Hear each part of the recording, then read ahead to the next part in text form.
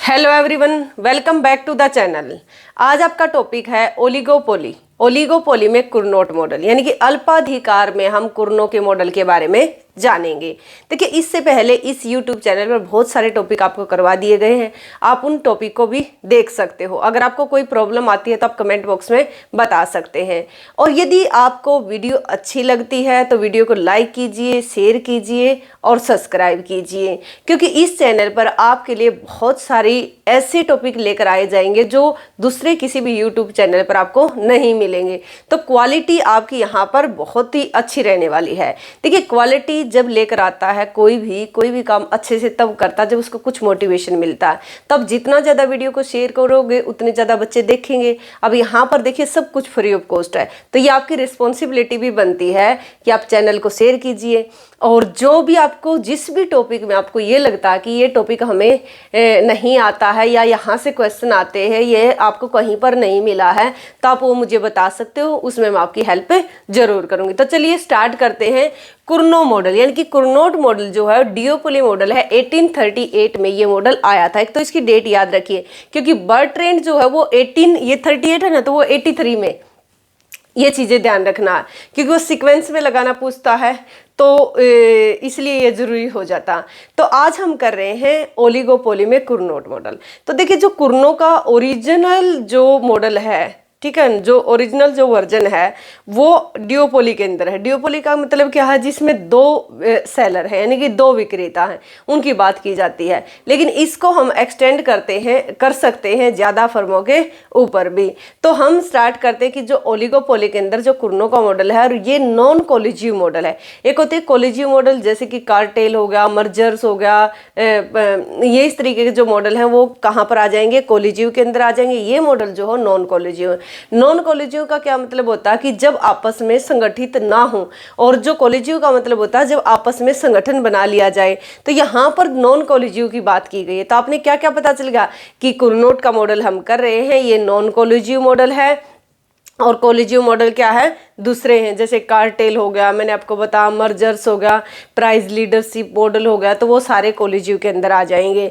तो चलिए स्टार्ट करते हैं कुर्नों के मॉडल को। कुर्नों का मॉडल को मैं स्टार्ट करती हूँ और आप एक एक चीज़ को ध्यान से सुनिए।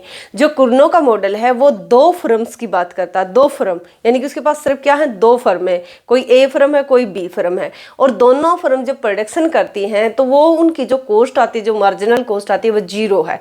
उसके बाद ये क्वेश्चन पूछा गया कि क्या मार्जिनल कॉस्ट जीरो, तो बोलोगे यस, मार्जिनल कॉस्ट क्या है, जीरो है। उसके बाद आप देखोगे कि मिनरल वाटर की बात करता है, तो ये क्वेश्चन भी पूछा गया है कि कौन सा ऐसा मॉडल है जो मिनरल वाटर की बात करता है। तो कुर्नों ने ही अपने मॉडल में, जो इसका ओरिजिनल वर्जन है, उसमें मिनरल वाटर जो कि फ्री ऑफ कॉस्ट मिला हुआ है दोनों फर्मों को, इस तरीके से। फिर ये पूछा जाता है कि क्या यहाँ पर जो शेयरिंग होती है, एक जो डिवाइड होती है मार्केट, वो किस तरीके से होती है। तो यहाँ पर ये है कि जैसे ही मार्केट में एंटर करते हैं तो मार्केट टोटल डिमांड का आधा जो है वो फर्म प्रोड्यूस करेगी, ये भी इसकी अजम्पशन है। फिर सबसे मोस्ट इंपॉर्टेंट है, जो कि आगे जाकर बर्ट्रैंड और इसको में डिफरेंस करेंगे। तो देखिए, जो आउटपुट है ना, मानकर चलती है, जब फर्म में एंटर करती है एक और उसके बाद दूसरी फर्म एंटर करती है, तो मानकर चलती है जो उसकी राइवलरी या जो कॉम्पिटिटिव फर्म है वो क्या करेगी, उसी आउटपुट को बनाए रखेगी, आउटपुट में चेंज नहीं करेगी। लेकिन यहाँ पर आप देखोगे कि मानकर चलते हुए भी उसके बाद भी जो रिएक्शन एक्शन होता है वो आउटपुट क्या हो जाता है, चेंज हो जाता है, ठीक है ना। तो क्या माना गया यहाँ पर, आउटपुट को चेंज माना गया। मार्जिनल कॉस्ट क्या है, यहाँ पर है ही नहीं, जीरो है। उसके बाद आपने देखा कि दो फर्मों की ये बात करता है, लीनियर डिमांड कर्व की बात की जा रही है। कर्व जो वो कर्व की शेप में नहीं है, लीनियर है, एक स्ट्रेट लाइन की तरह है। तो ये चीजें आपने देख ली। जो इनके प्रोडक्शन और जो कॉस्ट फंक्शन है वो क्या है, आइडेंटिकल है। उसके बाद आप देखोगे कि लीनियर होमोजीनियस प्रोडक्ट है, क्योंकि मिनरल वाटर है, वो ए फर्म भी सेम बेच रही है, बी फर्म भी, और को विरासत में मिला हुआ। कहीं पर ऐसा नहीं है कि उन्होंने कुछ अब आकर जनरेट किया, इनको विरासत में ये चीजें मिली हुई हैं, और फ्री ऑफ कॉस्ट है। यहाँ पर मार्जिनल कॉस्ट क्या है, जीरो है।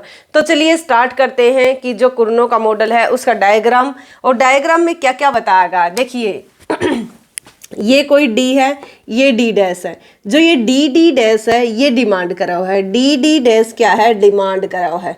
और ये जो एम आर है ये डिमांड करो क्या बोलते हैं, एवरेज रेवेन्यू कराओ भी बोलते हो। ये जो है ये क्या है, एम आर है, ये मार्जिनल रेवेन्यू कराओ, इनकी सीमांत आय वक्र है।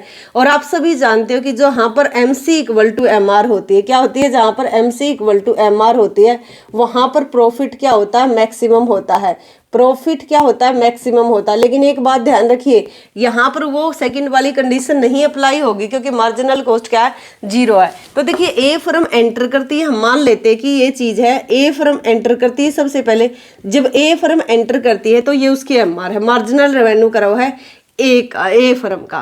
तो जहाँ पर एमसी ये हॉरिजॉन्टल जो है ना, ये मार्जिनल कॉस्ट करा हुआ है, हॉरिजॉन्टल पर ही है क्योंकि मार्जिनल कॉस्ट क्या है, 0। तो यहाँ पर MC equal to M R है, तो ये कोई ए पॉइंट है। ए पॉइंट क्या है, यहाँ पर जो है ना प्रॉफिट मैक्सिमम है, क्या है, प्रॉफिट मैक्सिमम है। तो जहाँ M C equal to M R होती है वहीं से एक लाइन लेते हैं और लाइन को अगर हम इस ए आर को टच करवा दें तो यहाँ से प्राइस का डिसीजन हो जाता है, क्या हो जाता है, प्राइस का डिसीजन हो जाता है, ये पी है। और यहाँ पर हम ले लेते कोई सी पॉइंट है, इस पॉइंट पर क्या है, इलास्टिसिटी क्या है, इक्वल टू 1 है। ये पहले पढ़ कर आ चुके हो ना आप कि इलास्टिसिटी क्या होती है, जहाँ पर एम आर क्या होती है, 0 होती है, वहाँ पर टी आर क्या होती है, मैक्सिमम होती है, टोटल रेवेन्यू मैक्सिमम होती है। और उस पॉइंट पर जो इलास्टिसिटी क्या होती है, इक्वल टू 1 होती है। इसलिए यहाँ पर जो इलास्टिसिटी ऑफ इक्वल टू 1 होती है वहाँ पर M R equal to M C होती है और उसी पॉइंट को हम क्या बोलते हैं, प्रॉफिट मैक्सिमम। अब उसके बाद आप देखिए ये यहाँ पर देखिए ओपी प्राइस लिए जा रहे हैं, ओपी प्राइस है और ओ ए क्वांटिटी सेल की जा रही है, ओ ए जो है क्वांटिटी। तो इनको अगर प्राइस इनटू क्वांटिटी कर दोगे तो क्या टोटल रेवेन्यू निकल कर आ जाएगी। और टोटल अगर आप प्रॉफिट निकालना चाहते हो तो क्या होगा, कुल आय में से कुल कॉस्ट घटा दो, कॉस्ट तो है ही नहीं। तो इसलिए सारा का सारा जो एरिया ना ओ ए सी पी, तो ओ ए सी पी जो है वो सारा का सारा प्रॉफिट कहलाएगा ए फर्म का। टोटल डिमांड कितनी है, इतनी है ओ डी डैश। देखिए टोटल मांग कितनी है, ओ डी डैश। लेकिन जब टोटल मांग इतनी है तो स्टार्टिंग में ही मैंने आपको बताया कि जितनी भी मार्केट में टोटल मांग है उसका आधा जो है वो फर्म क्या करेगी, प्रोड्यूस करेगी। क्या करेगी, उसका हाफ प्रोड्यूस करेगी। एक तो रीजन ये है, यदि हाफ से ज़्यादा करेगी ना तो उसकी मार्जिनल जो रेवेन्यू हो नेगेटिव हो जाएगी। ठीक है, फर्स्ट पॉइंट ये है कि मार्जिनल रेवेन्यू क्या हो जाएगी। तुम सभी जानते हो कि अगर जो भी एकाधिकारी फर्म थी, आपने देखा था कि ये ए आर थी और यहाँ पर जहाँ पर इक्वल टू 1 होता वहाँ से ये एम आर थी, ये मार्जिनल रेवेन्यू थी। इससे ऊपर ऊपर प्रोडक्शन करती थी क्योंकि इससे नीचे आते उसकी एम आर क्या हो जाती है, नेगेटिव हो जाती है।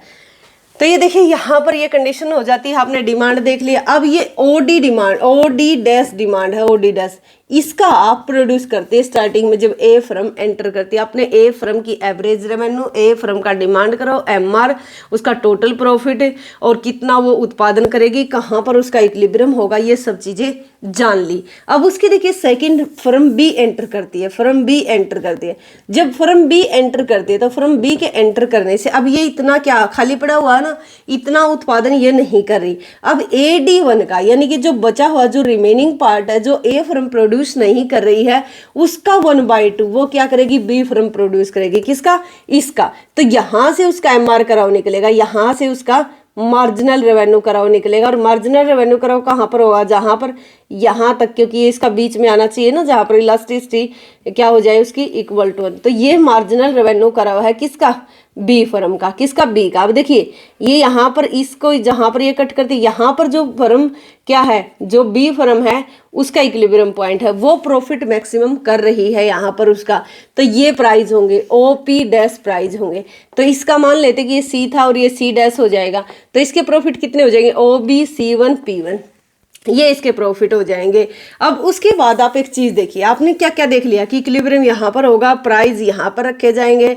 अब ये सारी सिचुएशन आपने देख ली, तो किसका आधा करेगी, जो रिमेनिंग पार्ट है उसका। अब इसके आगे क्या शुरू होता है, आप देखिए अब फर्म बी देखती है, फर्म बी देखती है कि पहले मैं आधा कर रही थी, अब ठीक है दूसरी ने क्या सोचा था कि आधा करती रहेगी और बी फर्म एंटर कर जाती है, बचे हुए पार्ट का वो हाफ कर लेती है। अब ए फर्म फिर क्या होती है, वो एक्टिव हो जाती है और वो देखती है कि जो भी मतलब उस जो टोटल उसने किया है, जितना भी उसने उत्पादित किया है वो एक में से घटाकर बचे हुए पार्ट को क्या करेगी, वो खुद प्रोड्यूस कर लेगी। मैंने क्या बोला कि जितना उसने किया है टोटल डिमांड का बी फर्म ने, उसमें एक में से टोटल कितना होता है, एक होता है ना, उसमें से उसको घटाकर बचे हुए पार्ट को क्या करेगी, अपने आप प्रोड्यूस करेगी। अब देख लेते हैं, ये देखिए यहाँ पर मैंने पहले बनाया हुआ है।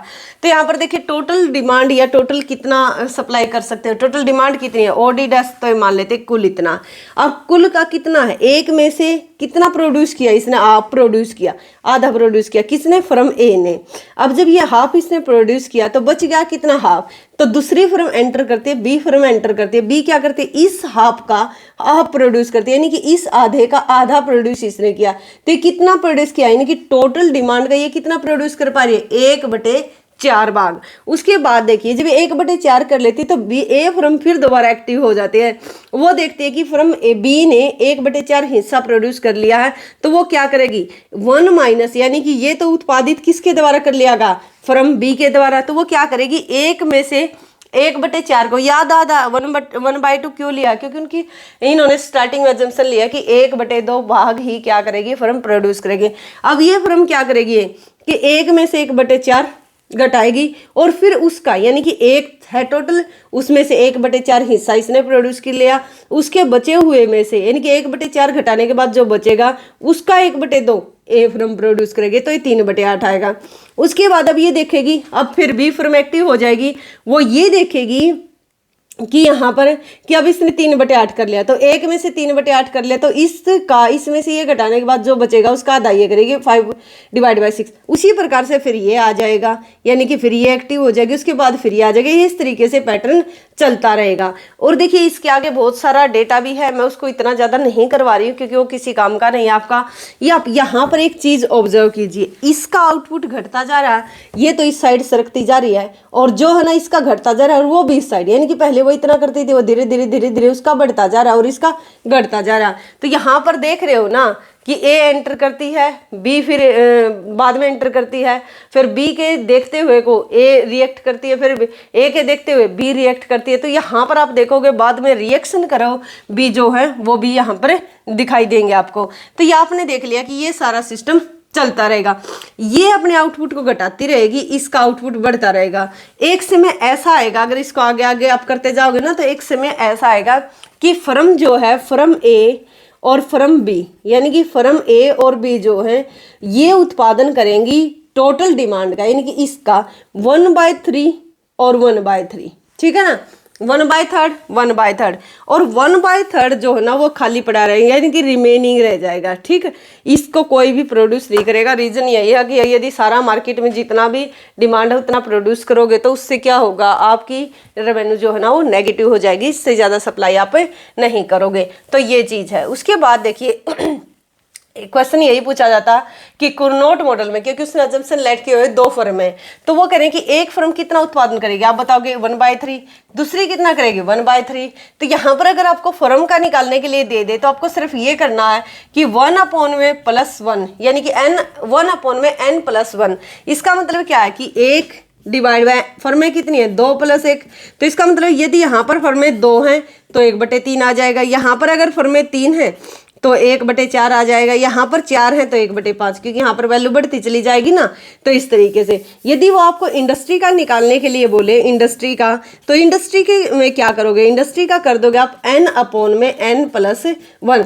अब देखिए n फर्में कितनी है, यहाँ पर 2 और 2 + 1, तो कितना है, इसका मतलब 2/3 पार्ट जो है ज्वाइंट जो है दोनों का प्रोडक्शन है। ज्वाइंट जब करोगे तो उसको इंडस्ट्री तो बोलोगे। तो ये चीज़ है। उसके बाद आप आगे देखिए इसके बाद हम बात करते हैं, आपने क्या क्या देख लिया कि कुरनोट क्या बोलता है, क्या उसकी एजम्पशन है, क्या उसका डायग्राम है, और फर्म का क्या हिस्सा रहेगा, इंडस्ट्री का क्या हिस्सा रहेगा। तो यहाँ पर आपने एक चीज़ नोट की होगी, उस चीज़ में क्या बताया, उसमें ये बताएगा कि इंडस्ट्री का प्रॉफिट तो यहाँ पर मैक्सिमम है, सॉरी फर्म का प्रॉफिट तो मैक्सिमम हो जाता है, लेकिन इंडस्ट्री अपना प्रॉफिट जो है वो मैक्सिमम नहीं कर पाती। तो यहाँ तक था ये कुरनोट मॉडल। अब इसके बाद हम बात करते हैं रिएक्शन करो की, कि रिएक्शन करो जो है कुरनोट मॉडल में वो किस तरीके के हैं, उनमें आइसोप्रोफिट जो करा हो उसका यूज किया गया है। किस तरीके का आइसोप्रोफिट करो होता, कहाँ पर क्या होगा क्या नहीं होगा, कहाँ पर इक्विलिब्रियम स्टेबल होगा, इसके बारे में हम अब जानेंगे। अब देखिए हम बात करते हैं रिएक्शन कराओ की। ठीक, रिएक्शन कराओ, तो रिएक्शन कराओ जो है हम मान लेते कि पहले ए का रिएक्शन कराओ हम बनाएंगे, तो यहाँ पर ए की क्वांटिटी दिखाई गई है और एक्सिस पर यहाँ पर बी की क्वांटिटी दिखाई गई है। ये जो रिएक्शन कराओ है मैं इसको पहले ही बना देती हूँ इस तरीके से, फिर इसके आइसोप्रोफिट कराओ बताऊंगी। देखिए ये है रिएक्शन कराओ बनाने के लिए, ये रिएक्शन कराओ निकालने के लिए हमें आइसोप्रोफिट कराओ चाहिए। देखिए ये आइसोप्रोफिट कराओ होते ये, ठीक है। अगर हमें इनको इस तरीके से मिला दें तो ये क्या कहलाएगा, ये रिएक्शन कराओ कहलाएगा। ये क्या कहलाएगा, रिएक्शन कराओ कहलाएगा। ये रिएक्शन जो ये लाइन है ना, इसको रिएक्शन कराओ बोलते हैं हम। ये जो है ये आइसोप्रोफिट कराओ, क्या है, आइसोप्रोफिट कराओ। और जैसे आपने आइसो क्वांट पढ़ा था ना, आइसो क्वांट इंडिफरेंस कराओ। आइसो क्वांट पर क्या आउटपुट सेम रहता है, यहाँ पर यूटिलिटी सेम रहती है, वैसे ही इन कराओ पर अगर एक पर देखोगे ना तो जो है ना प्रॉफिट है ना, आइसो प्रॉफिट है ना, तो यहाँ पर इस पर प्रॉफिट समान रहेगा, इसका इस पर रहेगा। तो इसके किसी भी पॉइंट पर अगर आप देखोगे तो प्रॉफिट क्या रहेगा, समान रहेगा। अब देखिए जो आइसो प्रॉफिट कराओ है तो मैंने आपको बता दिया ए कंट्री के ए फर्म के हम सबसे पहले बना रहे, तो ये आइसो प्रॉफिट कराओ है ए का, ठीक है ना। ये भी ए का ही आइसो प्रॉफिट कराओ है, ये भी ए का ही आइसो प्रॉफिट कराओ। अब देखिए ये आइसो प्रॉफिट कराओ ए का, ये भी अभी बताऊंगी इसके बारे में क्या है, A1, A2, A3, A3। अब देखिए ये जो है ये रिएक्शन कराओ है किसका, किसका है, ए का, ठीक है ना। ये रिएक्शन कराओ क्या है, ए का। इसका मतलब क्या है कि जो रिएक्शन कर रही है फर्म ए वो किसके को लेकर रिएक्शन कर रही है, बी को लेकर रिएक्शन कर रही है।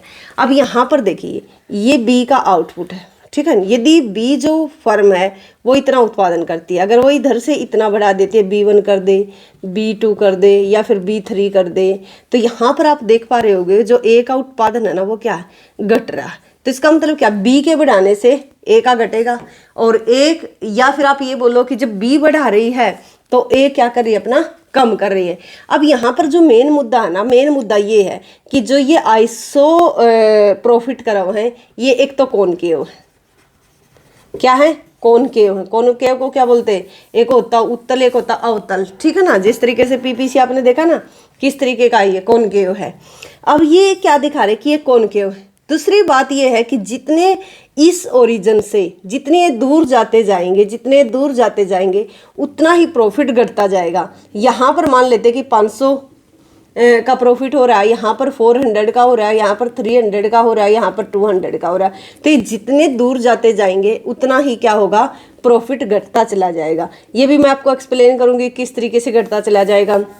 दूसरा ये क्या, इनकी जो स्टीपनेस होती है ना वो अपने कंपटीटर की साइड ज़्यादा होती है। देखिए है रिएक्शन कराओ ए का, लेकिन झुका हुआ किसकी साइड है, बी की साइड ज़्यादा। उसी प्रकार से हम बी का निकाल लेते हैं। ये था ए का जो है ये इस साइड से इस साइड जा रहा है, यानी कि इस साइड जा रहा है। जो बी का है वो आएगा इस साइड, वो होगा इस तरीके से, ये बी का रिएक्शन कराओ होगा, ये बी का रिएक्शन कराओ। अब यहाँ पर इस तरीके से आप दिखा सकते हो, इस तरीके से कि जो मतलब ए है, A1, A2, A3, A4। अब यहाँ पर आप देख रहे हो कि जैसे जैसे इसका बढ़ता जाएगा वैसे वैसे क्या है, इसका घटता जाएगा, ठीक है ना, इस तरीके से। तो ये जो है ना, अब यहाँ से देखो ये बी था फर्स्ट, यानी कि जो प्रॉफिट है बी का, ये उसका सेकंड नंबर पर है या थर्ड नंबर पर है, और ये उसका 4th नंबर पर, ये इस साइड जा रहा है। तो उसी प्रकार से यहाँ पर मान लेते 600 था, 5 था, 4 था, 3 था। तो जितना ये अपने ओरिजिन से दूर जाता जाएगा, कुरनोट की बात करें, उतना ही प्रॉफिट क्या चला जाएगा, घटता चला जाएगा। ये ध्यान रखिएगा। तो आपने देख लिया कि रिएक्शन कराओ होते हैं, इसके रिएक्शन कराओ कॉनकेव होते हैं। ये स्टीपनेस इनकी किसकी साइड ज़्यादा होती है, जो राइवल या कंपटीटर फर्म होती है। उसके बाद आप देखिए अगर इन दोनों को हम ज्वाइंट कर देते हैं, इन दोनों को अगर हम ज्वाइंट कर दे, ए का रिएक्शन कराओ को और बी के रिएक्शन कराओ को, ठीक है। तो ये जो पॉइंट निकल कर आएगा वो आएगा स्टेबल इक्विलिब्रियम। क्या आएगा, स्टेबल इक्विलिब्रियम। तो कुरनोट का मॉडल जो है वो क्या है, स्टेबल इक्विलिब्रियम बताता है। दूसरा आपने देखा होगा कि नेस इक्विलिब्रियम की भी बात करता है, तो ये स्टेबल इक्विलिब्रियम है। उसके बाद आप देखिए जो स्टेबल इक्विलिब्रियम है और क्या बताओगे, इस पॉइंट पर जो फर्म है ना, फर्म फर्म तो अपना प्रॉफिट क्या कर रही है, मैक्सिमम कर रही है, ठीक है ना, फर्म क्या कर रही है, मैक्सिमम कर रही है, लेकिन इंडस्ट्री का जो प्रॉफिट है वो मैक्सिमम नहीं है, ये ध्यान रखिएगा। फर्म का ये स्टेबल इक्विलिब्रियम है, फर्म अपना प्रॉफिट मैक्सिमम कर पाती है, लेकिन इंडस्ट्री का प्रॉफिट क्या है, वो मैक्सिमम यहाँ पर नहीं हो पा रहा है। उसके बाद आप देखोगे यहाँ पर जो फर्में है ना वो पास्ट एक्सपीरियंस से, यानी कि पास्ट एक्सपीरियंस से नहीं सीखती हैं। नेवे करके कुछ एक टर्म होती है, तो उसका मतलब यही होता है कि यहाँ पर जो फर्में हैं वो अपनी गलतियों से अपने आप में सुधार नहीं करती हैं। तो आपने यहाँ पर कुर्नो के मॉडल में क्या क्या देख लिया। स्टार्टिंग में आपने देखा कि ये 1838 में आता है, ठीक है ना, 1838 में आता है। उसके बाद आपने देख लिया कि इसके मॉडल में आउटपुट जो है उसको कॉन्स्टेंट माना जाता है, आउटपुट, और लेकिन होता क्या, आउटपुट वॉर ही होता है लास्ट में, कि आउटपुट कोई कांस्टेंट मानते हैं और बार बार आउटपुट ही चेंज हो रहा है, आउटपुट ही इसमें चेंज हो जाता। लेकिन इनिशियली अजम्पशन ये है, प्रोडक्ट कैसा है, होमोजीनियस है, मार्जिनल कॉस्ट कैसी है, जीरो है, दोनों फर्मों की एमआर क्या है, अलग अलग है, यानी कि अलग अलग है ना, एक की कुछ और थी, एक की कुछ और थी, ये चीज़ें। फिर उसके बाद आपने क्या देखा यहाँ पर कि जहाँ पर MC इक्वल टू MR है और MR इक्वल टू जीरो, यानी कि यहाँ पर जाकर ओरिजिन पर जाकर देखिए, यहाँ पर जब इसका ओरिजिन ये था तो यहाँ पर आपने देखा कि यहाँ पर ये मार्जिनल कॉस्ट है, ठीक है ना, यहाँ पर ये इक्विलिब्रियम है, तो ये कंडीशन अपने आप ही फुलफिल हो जाएगी। तो आपने ये देख लिया कि जो कुर्नो का मॉडल है वो क्या है तो डिओपोली मॉडल, यानी कि दो ही विक्रेता है, लेकिन इसको हम ओलिगोपोली में भी शिफ्ट कर सकते हैं। तो आपका ये मॉडल यहीं तक हम करते हैं इसको। अगर आपको वीडियो अच्छी लगती है तो वीडियो के नीचे आप कमेंट कर सकते हैं, उसको लाइक करके आप इसको क्या हमें उत्साहित कर सकते हैं, ताकि हम आगे आपके लिए नेक्स्ट वीडियो जल्दी से जल्दी लेकर आएँ। थैंक यू यहाँ तक वीडियो को देखने के लिए।